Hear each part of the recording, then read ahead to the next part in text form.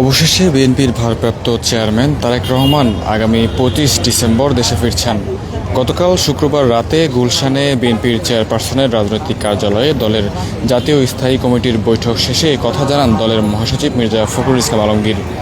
ত্রয়োদশ জাতীয় সংসদ নির্বাচনের তফসিল ঘোষণার একদিন পর তারেক রহমানের দেশে ফেরার কথা জানালেন তিনি। তবে আপনারা জানেন যে আসলে গত 23 নভেম্বর থেকে কিন্তু রাজধানীর এভার কেয়ার হাসপাতালে ভর্তি রয়েছেন সাবেক তিনবারের প্রধানমন্ত্রী ও বিএনপির চেয়ারপারসন বেগম খালেদা জিয়া। তার শারীরিক অবস্থায় দেশের সামগ্রিক পরিস্থিতি আগামী নির্বাচন মিলিয়ে তারেক রহমানের দেশে ফেরার সিদ্ধান্ত নিয়েছেন, এমনটাই জানিয়েছেন মির্জা ফখরুল ইসলাম আলমগীর। তবে বর্তমানে খালেদা জিয়ার চিকিৎসা গ্রহণ করতে পারছেন বলে জানিয়েছেন তার ব্যক্তিগত চিকিৎসক AZM জাহিদ হোসেন। মির্জা ফখরুল ইসলাম আলমগীর তিনি গতকাল যেমনটি জানিয়েছেন যে আসলে তাদের যেই দল অর্থাৎ বিএনপির ভারপ্রাপ্ত চেয়ারম্যান তারেক রহমান দেশে ফিরছেন। তিনি দীর্ঘ 18 বছর ধরে বিদেশের মাটিতে রয়েছেন, প্রায় এক যুগ ধরে গণতান্ত্রিক আন্দোলনের নেতৃত্ব দিয়েছেন। তিনি গণতান্ত্রিক উত্থানে ছাত্র জনতার আন্দোলনের নেতৃত্ব দিয়েছেন দলের পক্ষ থেকে নন, শুধু আন্দোলনের কিন্তু একেবারে পুরো দেশের যারা নেতাকর্মীরা ছিলেন তাদের বলতে গেলে আন্দোলনের সমন্বয় করেছিলেন তারেক রহমান, এমন কথা কিন্তু জানিয়েছেন।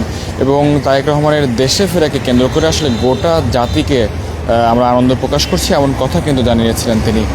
গত 2008 সালের যেই 11 সেপ্টেম্বর, সেই 11 সেপ্টেম্বর কিন্তু তত্ত্বাবধায়ক সরকারের সময় চিকিৎসার জন্য স্ত্রী ডাক্তার জোবাইদা রহমান ও মেয়ে জাইমা রহমানকে সঙ্গে নিয়ে লন্ডনে যান তারেক রহমান।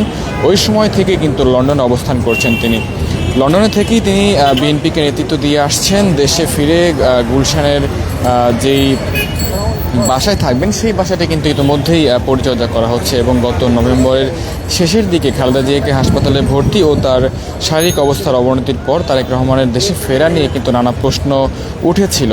তবে ধারণা করা হচ্ছিল যে তিনি খুব দ্রুতই দেশে ফিরবেন এবং বেগম খালেদা জিয়াকে হাসপাতালে ভর্তির পর কিন্তু আমরা যেমনটি দেখেছিলাম যে স্থায়ী কমিটির যে বৈঠক, সেই বৈঠক থেকে বের হবার পর সালাউদ্দিন আহমেদ তিনি যেমনটি জানিয়েছিলেন যে আসলে খুব শীঘ্রই তিনি দেশে ফিরছেন এবং যেমনটি ধারণা করা হচ্ছিল হয়তোবা, কারণ অনেক নেতাকর্মীরা বলছিলেন যে হয়তোবা তিনি খুব শীঘ্রই দেশে ফিরবেন এমন কথা কিন্তু অনেকে বলছিলেন। এবং এই প্রেক্ষাপটে আসলে লন্ডন থেকে নিজের ভেরিফাইড ফেসবুক পেজে তিনি একটি পোস্টও করেছিলেন এবং সেখানে তিনি যেমনটি লিখেছিলেন যে এমন সংকটময় কালে মায়ের স্নেহাস্পর্শ পাওয়ার তীব্র আকাঙ্ক্ষা যে কোনো সন্তানের মতো আমারও রয়েছে, কিন্তু অন্য সবার মতো এটা বাস্তবায়নের ক্ষেত্রে আমার একার সিদ্ধান্ত গ্রহণের সুযোগ অবারিত এবং এটি একক নিয়ন্ত্রণাধীন নয়, এমন কথাও কিন্তু জানিয়েছিলেন তারেক রহমান। তবে গতকাল সংবাদ সম্মেলনে মির্জা ফখরুল ইসলাম আলমগীর তিনি যেমনটি জানিয়েছেন যে আসলে গণতন্ত্র উত্তরণের পথে যত বাধা তারেক রহমান এদেশে পৌঁছলে তা দূর হয়ে যাবে। অর্থাৎ তিনি আরও জানিয়েছেন যে গত বৃহস্পতিবার নির্বাচনের তফসিল ঘোষণার মধ্য দিয়ে নির্বাচনের যে ট্রেন্ড চলতে শুরু করেছে, যে আশা জাতি দেখতে শুরু করছে তা বাস্তবায়িত হতে যাচ্ছে।